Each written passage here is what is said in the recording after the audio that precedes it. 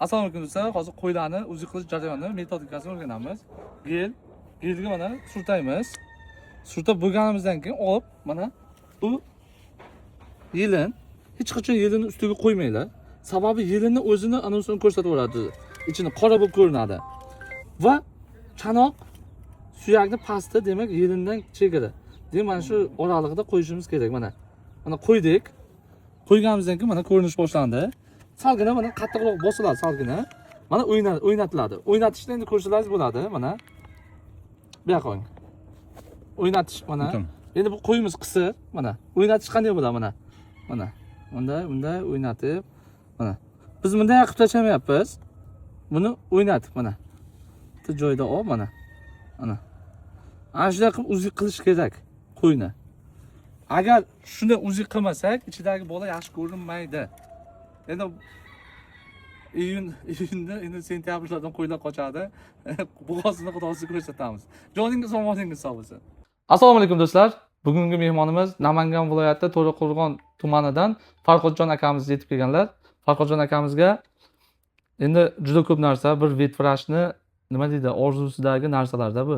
Hamma ham ancha-munchaga erisha olmaydi.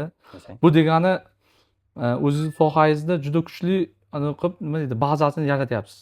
Men shunday deb o'ylayapman. Shunaqa. Mana To'raqo'rg'onliklar bo'lsa, mana sun'iy urug'lantirish, metal ichida yot jismlarni olish va uzi xizmatini mana yo'lga qo'yaptilar. Xudo xohlasa, bu temir juda baquvvat va sensorli hisoblanadi.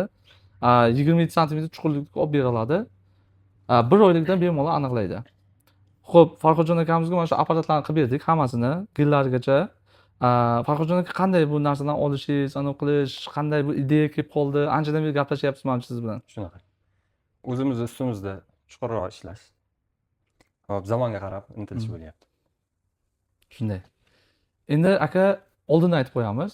Uzi apparatni hech qachon bir kunda o'rganib bo'lmaydi. 1 yil mobaynida sizga o'rgatamiz. Faqat videolarni tashab, sal do'q qilib gapirib, mana qilib bo'lsa, xafa bo'lmaysiz. Sababi bir o'rgatgandan keyin yana o'shani takrorlayversangiz, do'q urib qo'yamiz har zamon. Xafa bo'lmaysiz. Endi ustoz shogird bo'lib turamiz, endi ilojimiz yo'q. Shunday qilib, To'raqo'rg'onga xudo xolasa mana akamiz borib, mana ish faoliyatini boshlaydilar. Bu yerda sumkamiz, azot bochkamiz, detektorimiz, termos sumkamiz, magnit zontimiz, uzi apparatimiz, hattoki gelini ham urug'lantirish ham aytib. Urug'lantirish do'stlar, urug'lantirish apparatimiz hozir tugagandi, rastamojka turibdi. Akamiz uni olganlar. Xudo xolasa men ertaga yoki indin chiqib qolsa, xudo xolasa dastavka qilib chiqarib yuboramiz. Uni ham videosini xudo xolasa qo'yib, ungacha bu video chiqquncha kelib qolsa, uni ham qo'shib video qilib yuboramiz, xudo xolasa. Kimga shunaqa mahsulotlar kerak bo'ladigan bo'lsa, pastda telefon raqamlarimiz. Joningiz va molingiz sog' bo'lsin.